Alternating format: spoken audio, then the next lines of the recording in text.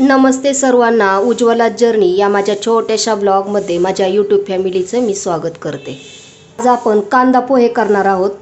त्याच्यासाठी मी पोहे अगोदरच भिजत घातलेले आहेत। त्यासाठी मी कच्चा बटाटा त्याच्यावरची साल काढून बारीक बारीक तुकडे केलेले आहेत आणि पाण्याने स्वच्छ दोन ते 3 पाण्याने स्वच्छ धुवून घेतलेले। अगदी सुरुवातीला मी पोहे चाळून स्वच्छ 2 पाण्याने धुवून घेतलेले आहेत आणि पाणी निथळून घेतलेलं आहे। बेसिक तयारी आपली अगोदर अशी करायची। कांदा, टोमॅटो आणि मिरची चिरून घेतलेली आहे।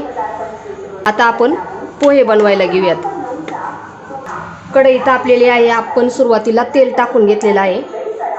याच्यामध्ये अगोदर शेंगदाणे तळून घेऊयात।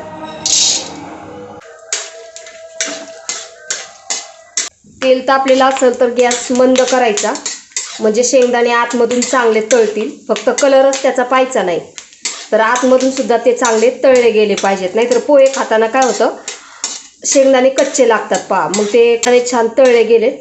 आता शेंगदाणे वेगळ्या भांड्यात काढायचे नाहीत। पोहे स्वच्छ धुवून घेतलेले आहेत ना, त्याच्यावरतीच हे शेंगदाणे काढून घ्यायचे। बटाटा चिरून घेतलेला आहे ना, तो तेलामध्ये सावकाश सोडायचा।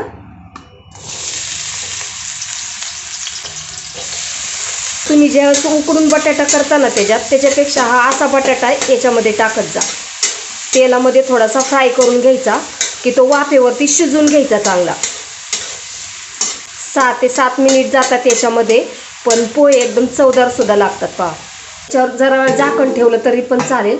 अगदी मंद गॅसवरती याला वाफ आणायची, म्हणजे हा बटाटा परतला जातो आणि मऊ सुद्धा होतो छान।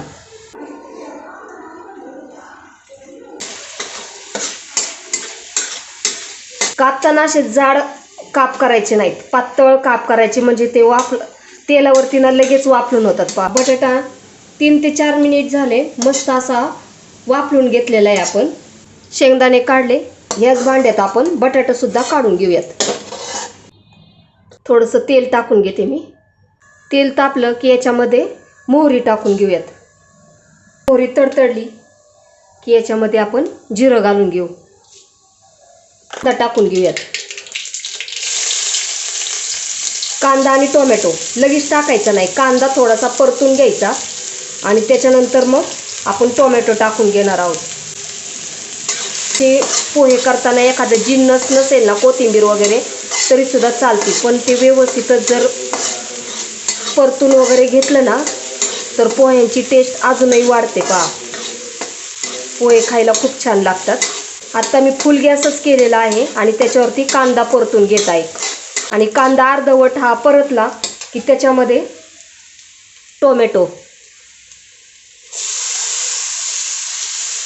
हिरवी मिरची, आता हिरवी मिरची मोठी कापलेली आहे, कारण लहान मुलं जर खाणार असतील ना, तर एक बारीक मिरची कापायचीच नाही। आणि कढीपत्ता स्वच्छ धुवून घेतलेला आहे, तो सुद्धा मी याच्यात टाकून घेते। थोडा वेळ मोठ्या गॅसवरती आपण परतणार आहोत आणि त्याच्यानंतर मग मंद गॅसवरती चांगला कांदा टोमॅटो मऊ असतोपर्यंत आपण परतून घेणार आहोत।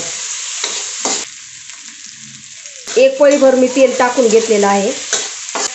पोह्याला तेल जास्त पण टाकायचं नाही आणि कमी पण टाकायचं नाही। जर तुम्ही पोह्याला तेल कमी टाकलं तर ते मग अगदी आपण भात परततो ना, तसा मग त्याची ती टेस्ट लागते पहा।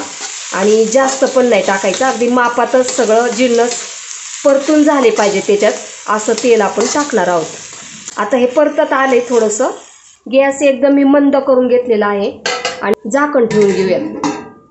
कांदा टोमॅटो याला छान तेल पण सुटतं आणि ते परतलं जातं, मऊ पण होतं। त्याच्यामुळे याच्यावरती एखादं झाकण ठेवायचं, भले 2 माणसांचं पोहे करणार असाल तरी सुद्धा। आणि क्वांटिटीमध्ये ज्यावेळेस करताना तुम्ही, त्यावेळेस तर अशा पद्धतीनेच पोहे करायचे। 1 मिनिट आपण याच्यावरती झाकण ठेवलेलं आहे। किती छान असं मऊ पण झालेलं आहे। मीठ टाकून घेऊ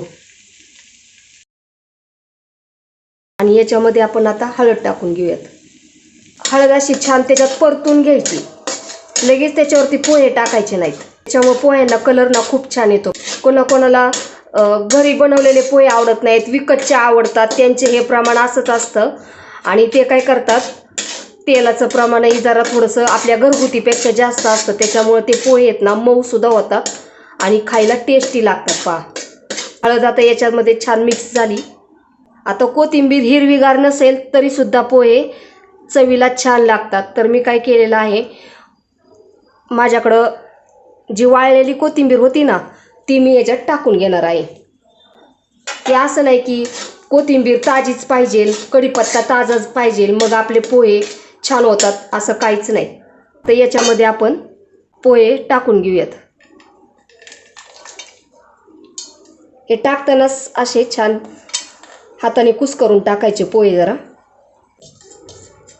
आता थोडासा फुल गॅस करायचा आणि पोहे चांगले परतून घ्यायचे आणि एकसारखं हलवत राहायचे. तुम्हाला आवडत असेल तर या स्टेपला तुम्ही साखर सुद्धा टाकू शकता.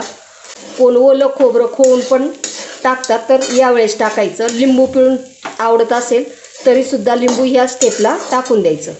प्रत्येकाच्या आवडीनिवडीनुसार पोहे करत असतात. सर्व मिक्स केलेत पोहे. गॅस एकदम मंद केलेला आहे. याच्यावरती मी आता झाकण ठेवून घेते. पोह्याला एक वाफ आणायची, त्याच्यानंतर एकदम मऊसूत कापसासारखे पोहे तयार होतात.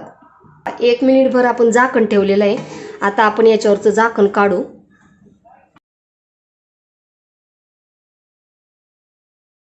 जर पोहे भिजवताना त्याच्यात जर पाणी राहिलं तर मग ते कढईला सुद्धा खालून लागतात. आता या स्टेपला मी थोडंसं तेल वरतून टाकणार आहे. गॅस मी बंद करते. आता पोहे असे कढईत ठेवायचे नाहीत. पोहे एखाद्या दुसऱ्या भांड्यात काढून घ्यायचे आणि ते झाकून ठेवायचे. आपले पोहे तयार आहेत.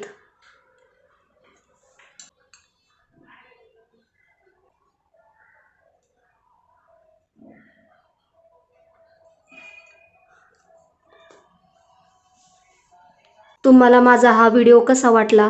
व्हिडिओ आवडला असेल तर लाईक, शेअर आणि सबस्क्राईब करायला विसरू नका. धन्यवाद.